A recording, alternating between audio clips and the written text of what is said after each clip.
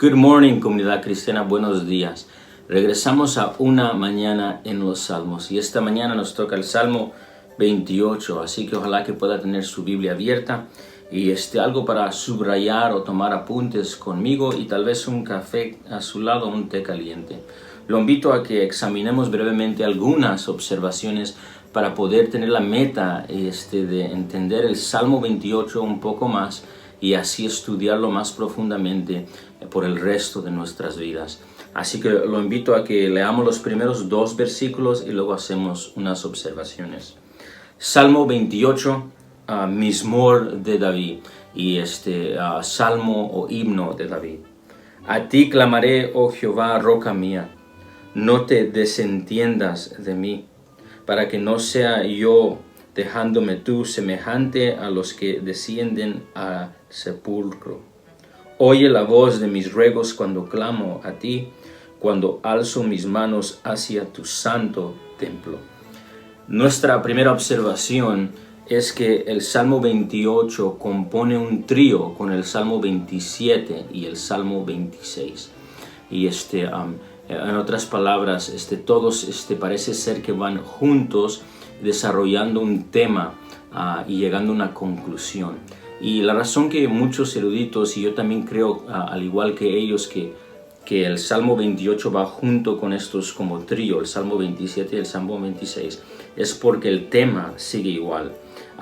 Eso es una razón. O sea, el tema de persecución, enemigos y confianza en Dios por medio de oración sigue siendo desarrollado en el Salmo 26, sigue siendo elevado en el Salmo 27. En el Salmo 28 vemos una contestación en particular a todas esas peticiones.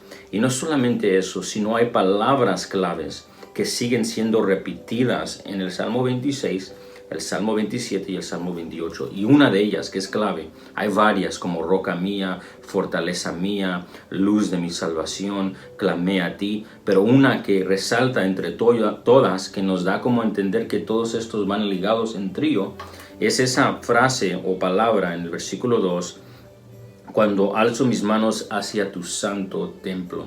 La palabra templo, santuario, lugar santo, presencia, es usada en el Salmo 26, Salmo 27, en particular el Salmo 27:4 y en el Salmo 28. Y esto nos da a entender que el salmista en cierta manera nos está dando una cadena con esa palabra, ligando a todos estos salmos como un trío. Y esa es nuestra primera observación. Nuestra segunda observación pues va muy cercana y ligada a la primera. Y es que no solamente es un trío, sino el tema central del Salmo es oración perseverante contestada. Como mencionamos, el Salmo 26, el Salmo 27 y el Salmo 28 van juntos. Y lo que vemos ahí es una aflicción de enemigos y injusticias, acusaciones. Y vemos al salmista presentándolas delante de Yahweh en confianza al Mesías de que Él va a hacer lo justo y va a rescatar y va a traer auxilio. Y lo que estamos viendo desarrollándose ahí, no solamente alguien que confía, sino una clave es oraciones perseverantes. En otras palabras, uno de los frutos parece ser que nos está dando a entender el salmista es que el que confía en el Señor dará fruto a oración constante, oración que demuestra su dependencia como criatura hacia el Creador, como siervo hacia el amo, como hijo hacia el Padre, como uno en necesidad de salvación, uno dependiente del gran guerrero. Y eso es el tema que seguimos viendo. Y no fue difícil ver que este es el tema, porque en el versículo 1 del Salmo 28 vamos a entender esto claro. Vea esto conmigo. A ti clamaré, oh Yahweh, roca mía. Y luego dice, no te desentiendas de mí, o tal vez su versión puede decir, no guardes silencio. Y dice, ¿por qué? Para que no sea yo dejándome tú semejante a los que descienden al sepulcro. Y esto es una metáfora para muerte. Y lo que está diciendo, si no me ayudas, yo soy un hombre muerto. No puedo salvarme yo mismo. Y en el versículo 2, oye de nuevo este clamor, esta petición, esta oración constante. oye la voz de mis ruegos, ruegos plural, oración constante y plural, 1, 2, 3, 4, varias veces a constante trayendo peticiones, cuando clamo a ti, cuando alzo mis manos hacia tu santo templo. Y de nuevo, el tema en nuestra segunda observación es oración perseverante contestada. Y por el momento brinque conmigo al versículo 6 y 7 porque vamos a ver un incluso donde el autor usa palabras claves, repite esas palabras claves para darnos a entender el tema principal. Y mire lo que dice en el versículo 6 y 7. Bendito sea Jehová, que yo oyó la voz de mis ruegos. Si se recuerda esas frases en el versículo 2 y 1, ruegos, clamor, oyó. Y dice el versículo 7, Jehová es mi fortaleza y mi escudo, en él confió mi corazón y fui ayudado, por lo que se gozó mi corazón y con mi cántico le alabaré. Lo que estamos viendo es que el Señor estuvo atento al salmista y escuchó al salmista. Y el Salmo se está haciendo un énfasis de que nada pasó por alto en el juez que vio todo y trajo él contestación hacia ellos. Y ese es el tema grande del Salmo. Ahora solo quiero hacer dos breves observaciones que tal vez sean obstáculos cuando leamos el Salmo 28. El primero es, ya lo vimos en el versículo 6, es una pregunta que me han hecho frecuentemente. El salmista dice, bendito sea Jehová. Y una pregunta que se me ha hecho frecuentemente es cómo un hombre puede bendecir a Dios. ¿Le puede acaso añadir algo a Dios, darle algo a Dios?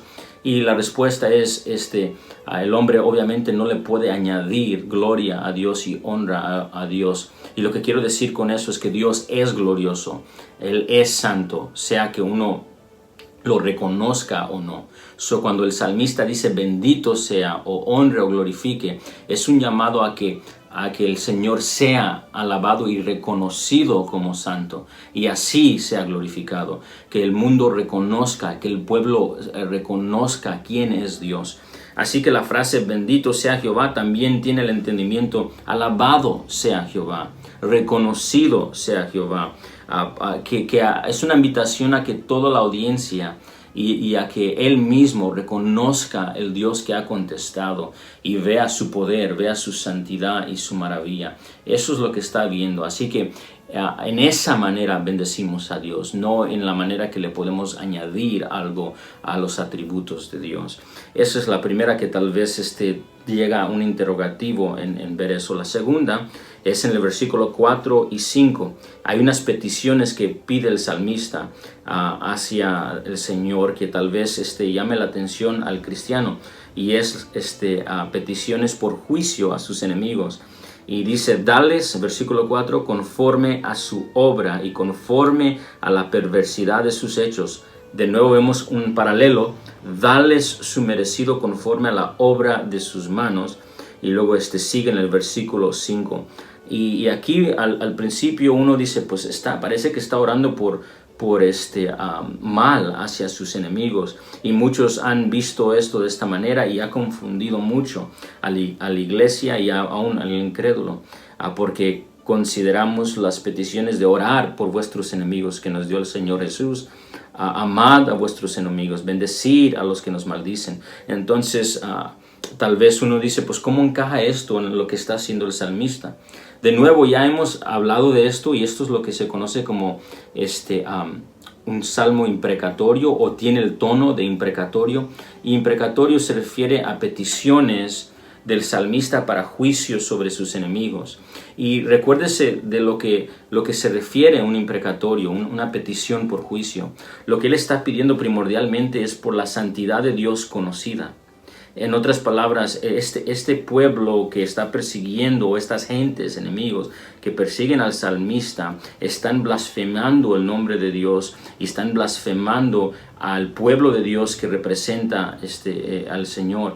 Y él está pidiendo, Señor, que tu santidad sea conocida, que esto ya no siga, que se haga juicio justo en esta situación. Y seguramente cuando usted ha visto una injusticia, sea que por ejemplo cuando un hombre hace años atrás entró a una escuela y mató a niños de kinder, niños de 5, 6, 7 años, y mató creo que más de 20 niños. Dentro de nosotros tuvimos un deseo de que esto recibiera juicio, y en cierta manera eso no es malo, porque pedimos que lo que está incorrecto se haga recto, y eso es algo que Dios aún más tiene que nosotros, porque nosotros somos imperfectos. Él es justo y en Él no hay tinieblas. Y lo que estamos viendo aquí es algo similar. El salmista está diciendo, necesitamos rectitud.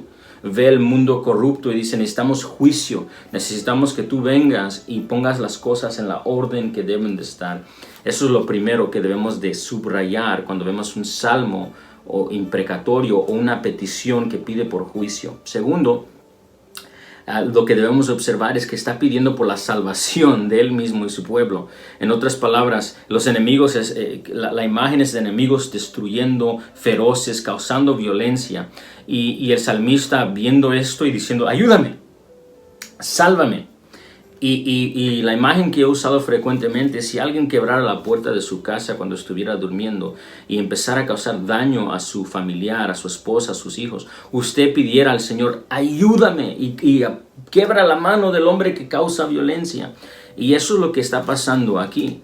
Lo que Él está pidiendo como petición de juicio no solamente es por la santidad de Dios, sino por el auxilio del pueblo y el auxilio de su vida.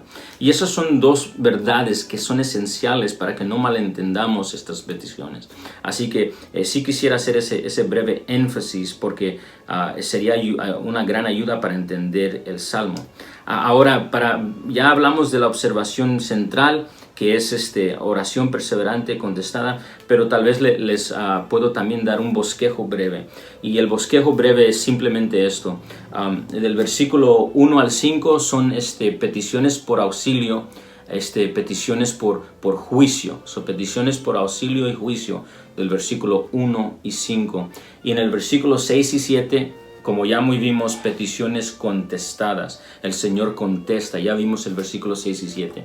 Y en el versículo 8 y 9 pasa algo maravilloso. Él le dice al pueblo que sus peticiones serán contestadas y que alabemos a Dios por eso. Y mire el versículo 8 y 9, dice, Yahweh es la fortaleza de su pueblo.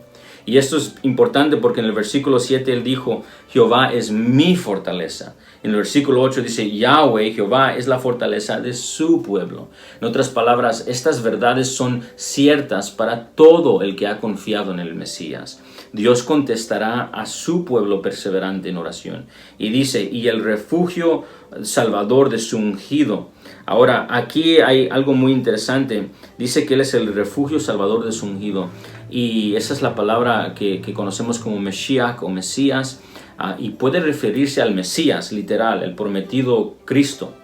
O aquí en este contexto también, como lo vimos, puede ser referencia a su pueblo, ¿verdad? Creo que los dos son aplicables aquí. Le digo porque está hablando del pueblo, eso seguramente tiene que aplicarse al pueblo también. Pero segundo, porque habla de salvación eterna. Y mira el versículo 9, tiene que referirse al Mesías y al Cristo también. Dice, salva a tu pueblo, lo que dijo en el versículo 8, y bendice a tu heredad. Y la palabra heredad casi siempre en los Salmos y en el Antiguo Testamento en cuestión al Mesías se refiere a los que Él rescata, a los que Él va a dar. Recuérdese que Él va a heredar la tierra y los que Él perdonó heredarán la tierra con Él. Entonces parece ser que esto nos liga al Mesías. Y luego termina con y pastorearles y susténtales, muy importante, para siempre. Y esta frase es una frase que se usa frecuentemente en referencia al Mesías y su reino eterno. Y algo que estamos viendo aquí es que para siempre no simplemente significa que Dios va a contestar las aflicciones de su pueblo de generación en generación. Esto es cierto. En otras palabras, en la misma manera que Él contestó la oración perseverante del pueblo en este siglo, también en el siglo que vino y en el siglo que viene. Esto es cierto también. Pero aún más que esto, para siempre significa que el pueblo que ha confiado para siempre será rescatado. Esto es cierto para David y para el pueblo del contexto del Salmo y para todos los que han creído en el Mesías. Lo que quiero que veamos juntos es que en Cristo, en el Mesías, tenemos una segura salvación, una segura salvación donde va a haber juicio seguro hacia los enemigos y donde Dios contestará la petición perseverante por rescate, a poner en rectitud un mundo que está en contra de Él y que está trayendo desastres horríficos y cual necesita a un juez justo que venga a poner las cosas en orden y recrearlas. Así que esto es la firmeza que tenemos aquí, el ánimo de que va a ser contestada la petición perseverante.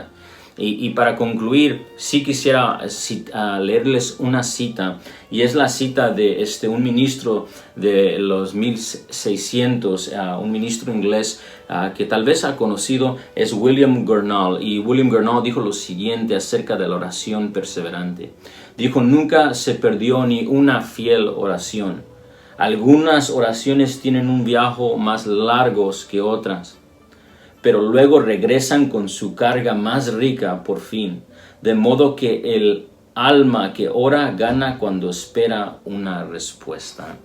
Hermanos de la comunidad cristiana, yo sé que hemos estado pidiendo por auxilio, hemos estado pidiendo por la paz de Dios en esta tierra, por el regreso del Mesías, por el cuerpo glorificado, por sanidades, y todo eso llegará en el momento que el Mesías regrese y establezca su reino en justicia y traiga paz, resurrección de los muertos, traiga cuerpo glorificado, traiga nuevos cielos y nueva tierra. Y esto es algo que será contestado, como estamos viendo en el Salmo 28. Las peticiones perseverantes del pueblo de Dios siempre serán contestadas en el Mesías, para la gloria y la alabanza del Rey. Reciba ánimo de saber estas verdades de la fidelidad de nuestro Dios.